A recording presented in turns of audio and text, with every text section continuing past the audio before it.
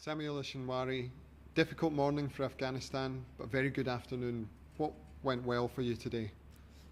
It was a good afternoon because the captain and coach to produce me to in the first to get some wicket to and get back to the match, and I probably ball in the line and we get some wickets, and now it's the match to in Afghanistan hand, and we are happy.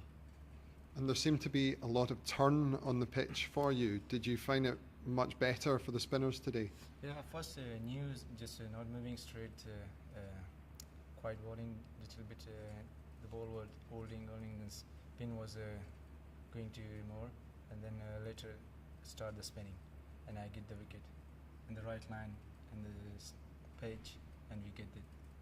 And how pleased are you with your own performance? I'm very happy and feeling very better, and I hope that I can get tomorrow 2 wickets and make it 5.